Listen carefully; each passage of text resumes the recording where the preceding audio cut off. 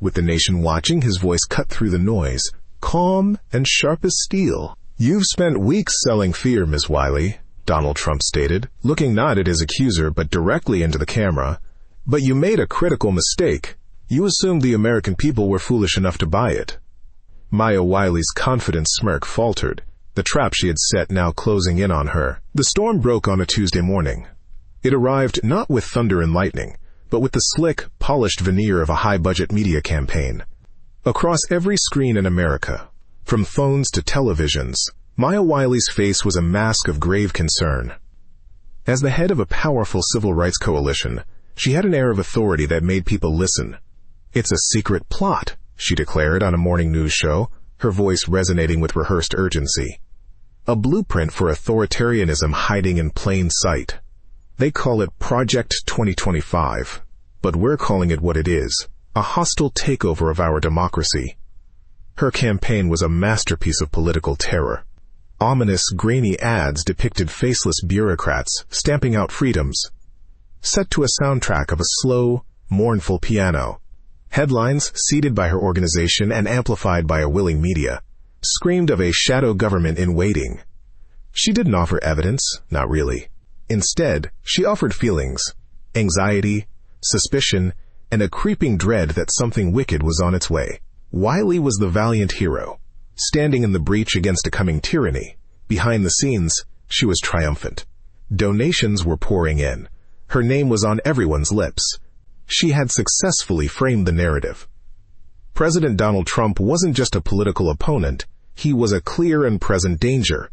And tonight, at the nationally televised town hall, she would deliver the killing blow. The studio buzzed with an electric tension. The audience, a carefully selected mix of voters from all sides, sat in charged silence. The moderator, a seasoned journalist named Mark, looked like a man trying to referee a duel. Maya Wiley took her seat, her posture radiating a serene, unshakable confidence. President Trump walked onto the stage a moment later, waving to the crowd with his characteristic energy. But as he sat down, his demeanor shifted. The usual bravado was replaced by a quiet, focused calm. He looked like a man who knew a storm was coming and had already prepared his shelter. After the initial pleasantries, Mark turned to Wiley for the first major question of the night. This was the moment she had been waiting for. "Mr. President," she began, her voice dripping with condescension, "your administration has championed Project 2025, a document that experts from my organization have identified as a direct threat to the rule of law. It lays out a plan to dismantle democratic institutions, purge civil servants, and consolidate power in the executive branch. This is not policy. It's a playbook for a dictator. How can you possibly justify this attack on our nation's soul to the American people you claim to serve?" Her words hung in the air, thick and accusatory. The audience shifted. Cameras zoomed in on Trump's face, waiting for the explosion. They expected him to lash out, to call her names, to create a soundbite of rage that would prove her point. But he didn't. He simply held her gaze, a flicker of something unreadable in his eyes. He let the silence stretch, forcing everyone in the room, and the millions watching at home, to absorb the full weight of her accusation. When he finally spoke, his voice was measured, almost gentle. "That's a very serious charge, Ms. Wiley," he said. "A very well-rehearsed one, too." Wiley's smile was tight. "It's a serious time, Mr. President." "It is," Trump agreed, nodding slowly. He leaned forward, placing a thick, leather-bound folder on the table in front of him. He tapped it once. "Which is why it's a shame you didn't do your homework." He opened the folder. "You see, I've read it too, all 920 pages of it. Not just the talking points your fundraisers wrote for you." He pulled out a page. "You talk about dismantling democracy. Let's look at page 74. It recommends a 10-year ban on lobbying for former government officials. It's designed to stop the revolving door of corruption in Washington, D.C. Is that your idea of tyranny, Ms. Wiley? Stopping politicians from getting rich off their connections?" He didn't wait for an answer. He pulled out another page. "You mentioned purging civil servants. Page 182 discusses firing demonstrably incompetent or corrupt federal employees who are currently protected by layers of bureaucracy.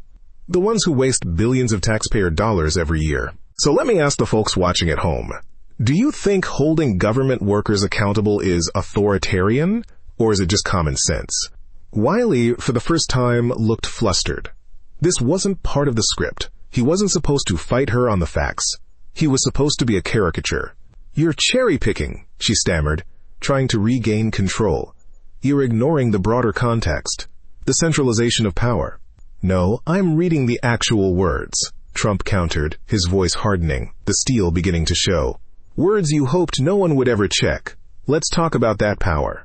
Page 340 outlines a plan to return federal powers to the states, letting local communities make their own decisions instead of unelected bureaucrats in Washington. You call it a power grab. I call it giving power back to the people. The momentum in the room had shifted entirely. The audience was leaning in, captivated. The hero of their media narrative was faltering, and the villain was making sense. Trump leaned back, his eyes locking onto hers. The final phase of his strategy was about to unfold.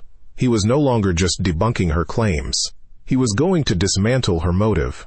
"This was never about protecting democracy, was it?" he asked, his tone quiet but piercing. "This was about fear. You lead a coalition, and coalitions need a bogeyman to stay funded. They need a dragon to slay. So you created one. You took a comprehensive plan for government reform, a people's playbook for draining the swamp, and you twisted it into a horror story." He gestured toward her. "Your campaign isn't about civil rights. It's a business. And your business is fear. You sell it, you package it, you put it on TV, and you hope the donations roll in. You don't want to solve problems, Ms. Wiley. You need them. You thrive on division."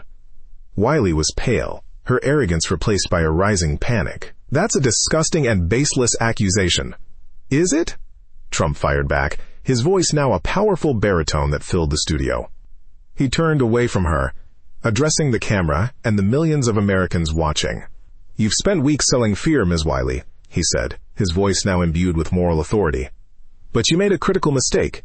You assumed the American people were foolish enough to buy it. You thought you could scare them into giving up on the idea of a government that is efficient, accountable, and answers to them, not to the DC elite." He held up the thick document. "This isn't a secret plot. It's a transparent plan. It's a promise to the American people that we can have a government that works for them." Ms. Wiley and her allies are terrified of that. They are terrified of a country that isn't scared, that isn't divided, that is united in its demand for common sense. He looked directly into the lens, his gaze unwavering. "So to everyone watching tonight, I ask you, who are you going to trust? The people who whisper about secret plots in the dark? Or the people who are willing to turn on the lights and show you the plan page by page?" He closed the folder with a quiet, definitive thud. The clash was over. The audience was dead silent for a beat, and then applause started to ripple through the room, not just from his supporters, but from the undecideds, the ones who had come in worried and were now leaving enlightened. Maya Wiley sat frozen, a deer in the headlights of an unstoppable truth. Her talking points were ashes in her mouth. She tried to offer a rebuttal, but her words were weak, lost in the echo of Trump's decisive victory. She hadn't been defeated. She had been exposed. Her entire campaign, built on a foundation of malicious lies, had been demolished by the simple, powerful weight of the facts. The next morning, the narrative she had so carefully constructed was in ruins. The headlines that once screamed of tyranny now questioned her tactics. Clips of Trump's calm, methodical takedown were everywhere. An overnight poll showed a massive surge in his support.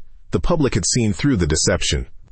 Donald Trump had achieved more than just a political win. It was a moral victory. He had faced down a campaign of fear not with anger, but with intelligence and truth, proving that his vision was for the American people, while his opponent's was nothing more than a hollow, self-serving political theater. What did you think of the final confrontation at the town hall? Let us know your thoughts on how truth can overcome fear-mongering in the comments. And if you enjoy stories of strategy and conviction, be sure to subscribe for more.